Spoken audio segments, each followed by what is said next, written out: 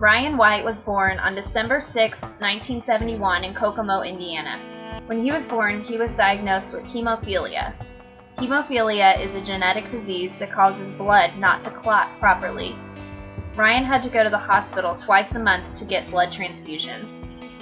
Doctors got Ryan's hemophilia under control up until the age of 12. Ryan began to feel more sick at this age because he was experiencing cramps, night sweats, and diarrhea. His pediatrician said that it must be the flu. His sickness continued, and a few months later, doctors found that Ryan had a disease called hepatitis. On his 13th birthday, Ryan learned he had AIDS.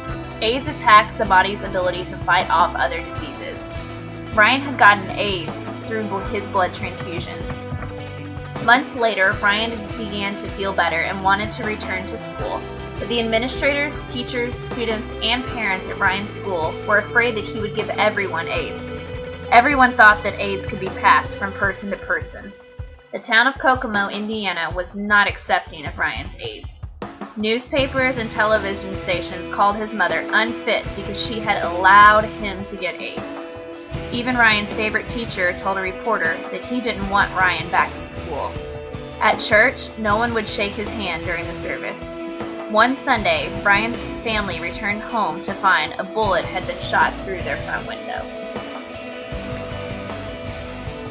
Ryan really became famous because of his fight to go to school.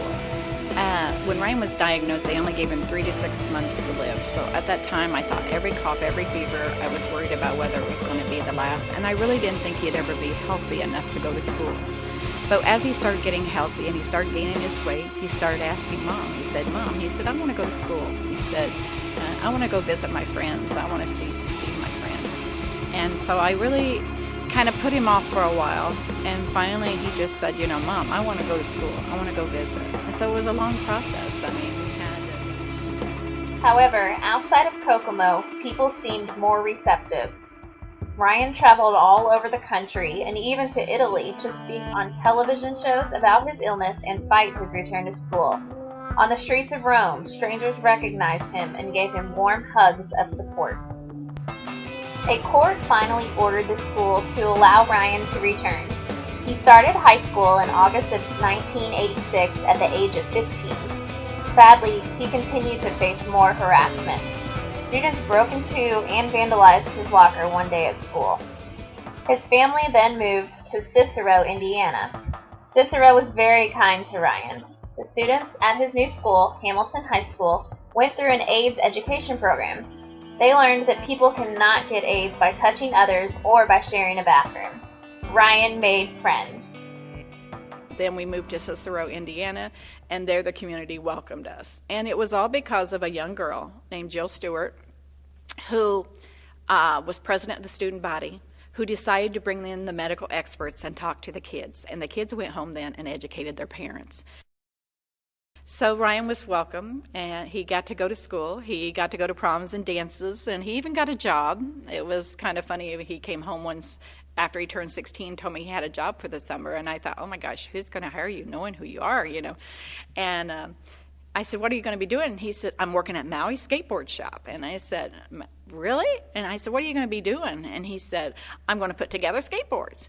And I said, well, how much are you getting paid? And he said like $3.50 an hour. And I said, Brian, that won't even buy your gas to Indianapolis and back. He said, Mom, you don't get it. I got a job just like everybody else does.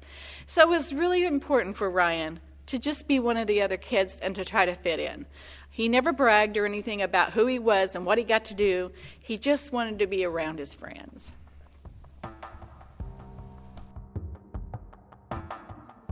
Ryan continued to draw public attention.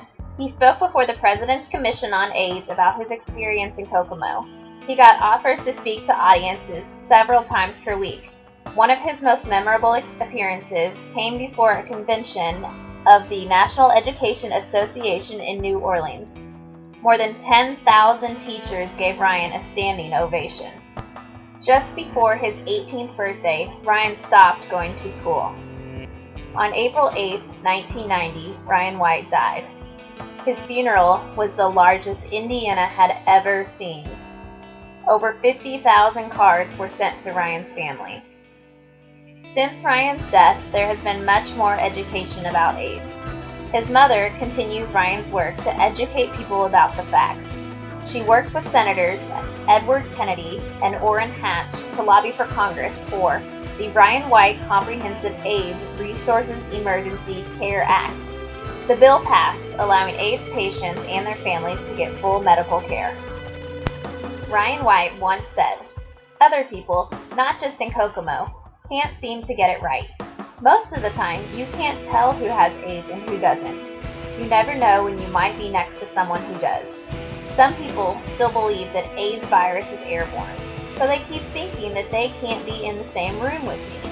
They're totally afraid to sit next to me, but they'll sit next to someone who did. Now that's just plain stupid, and it hurts. The point is, you've got to try to change people anyway. I keep reminding myself that education takes time. Ignorance dies hard, but I guess this is going to take a lot longer than I ever dreamed."